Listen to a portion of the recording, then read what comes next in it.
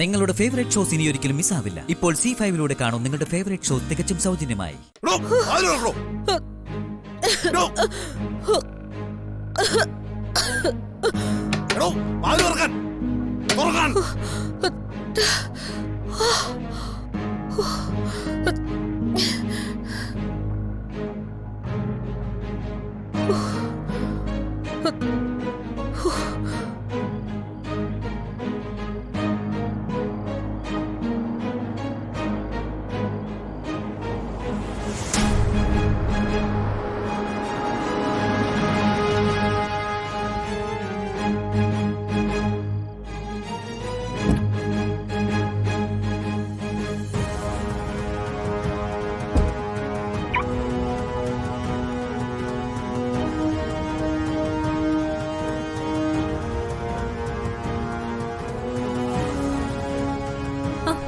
ചേച്ചി ഇത് എവിടെ പോയതായിരുന്നു?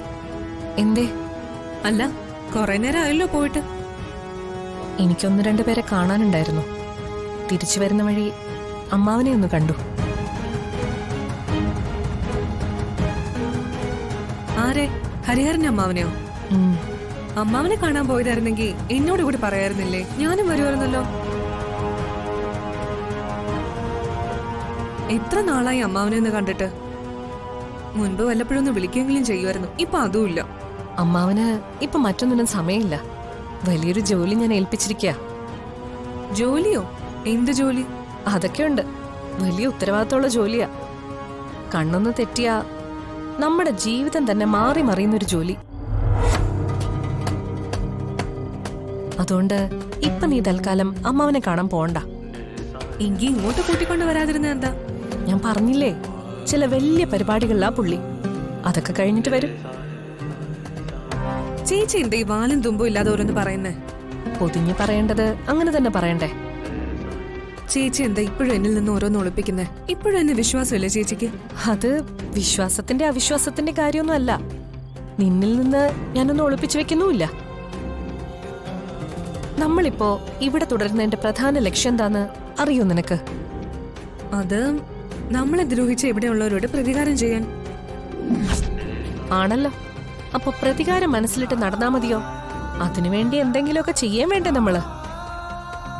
അങ്ങനെ ഒരു സാഹചര്യം ആയതുകൊണ്ടാ അമ്മാവനെ ഞാൻ വിളിച്ചു വരുത്തിയത്. ഇനി ഒന്നിനും അങ്ങോട്ട് സമയമില്ല നമുക്ക്. ഇത്ര നാള് കാത്തിരുന്നത് തന്നെ സന്ദീപിനെ നിനക്ക് കിട്ടാൻ വേണ്ടിയാ. അതിനൊരു തീരുമാനം ഉണ്ടായ സ്ഥിതിക്ക് ഇനി നടക്കേണ്ടത് നമ്മുടെ തീരുമാനങ്ങളും നമ്മുടെ ശരികളുമാണ്.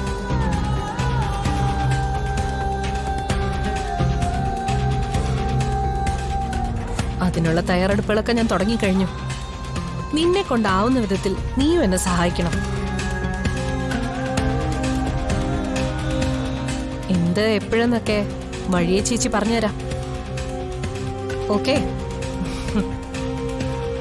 ചേച്ചി നിന്നെ ചേച്ചിയുടെ കഴുത്തിൽ എന്തോ ഒരു പാട് പോലെ.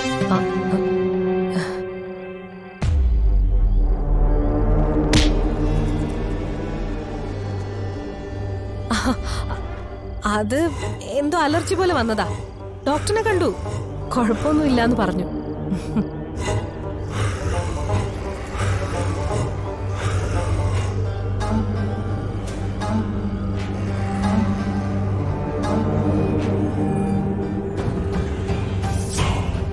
ഹരിഹരൻ അമ്മാവനോ? അതാരാണെന്ന് കണ്ടുപിടിക്കണമല്ലോ.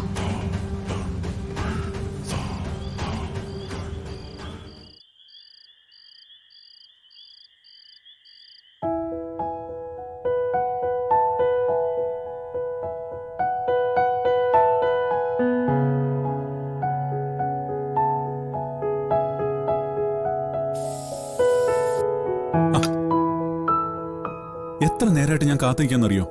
എന്തിന്? സച്ചേണ് കുടിക്കാൻ വെള്ളം വേണമായിരുന്നോ? വെള്ളമൊന്നും വേണ്ട. പിന്നെ അതൊക്കെ പറയാം. ഇതൊക്കെ ഇവിടെ ഇരിക്കട്ടെ. താനേ ഇങ്ങോട്ട് വന്നേ. എങ്ങോട്ട്? ഇന്ന് മുതല് ഒരു കുഞ്ഞിന് വേണ്ട തയ്യാറെടുപ്പുകൾ നടത്തണം നമുക്ക്. എത്രയും പെട്ടെന്ന് നമുക്കൊരു കുഞ്ഞ്, അതായിരിക്കണം നമ്മുടെ ലക്ഷ്യം. താനെന്തേ നോക്കുന്നേ? വല്ലാത്തൊരു സ്മെല്ല് വരുന്നു. സ്മെല്ലോ? എന്ത് സ്മെല്ല്? സച്ചേട്ടൻ എന്താ സ്പ്രേയിലാണോ കുളിച്ചേ?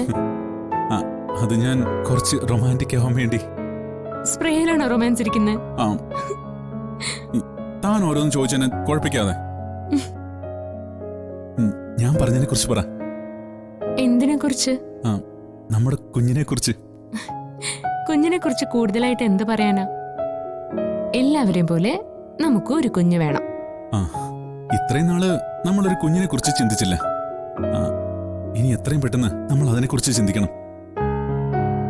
അല്ല, തനിക്കിപ്പോ അങ്ങനെ ഒരു ആഗ്രഹമില്ലേ? ഞാനല്ലേ സച്ചേട്ടനോട് അതേപ്പറ്റി പറഞ്ഞത്, എത്രയും വേഗം എനിക്കൊരു അമ്മയാവണമെന്ന്. എന്നിട്ട് ആ കുഞ്ഞിനെ നോക്കി നമുക്ക് സുഖമായിട്ട് ജീവിക്കണം. ആ, അത് തന്നെ. ഈ ടെൻഷന്റെ ഒക്കെ ഇടയിൽ പെട്ട് നമ്മൾ അതിനെക്കുറിച്ച് ആലോചിച്ചേയില്ല എന്നുള്ളതാ സത്യം.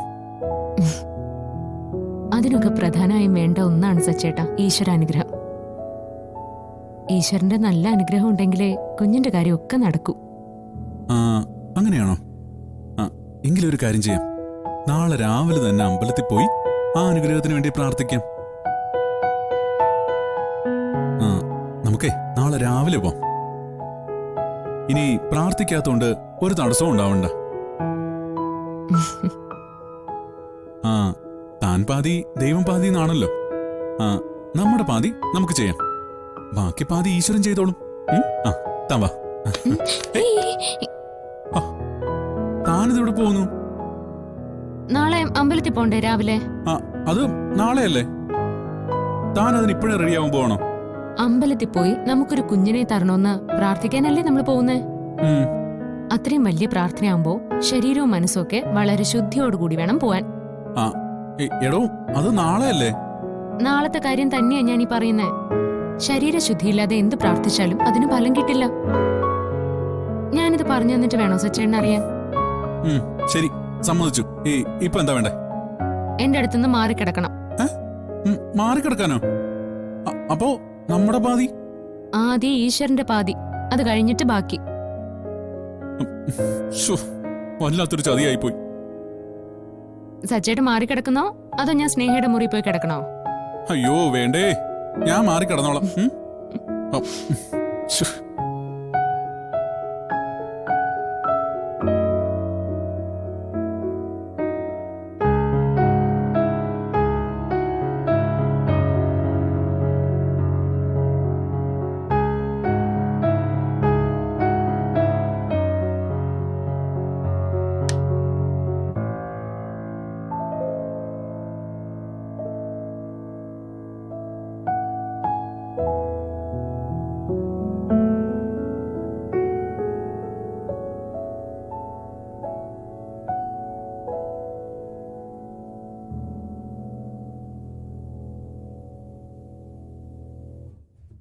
ഡൗൺലോഡ് ചെയ്യൂ C5 ആപ്പ്. കാണൂ എല്ലാ എപ്പിസോഡുകളും സൗജന്യമായി.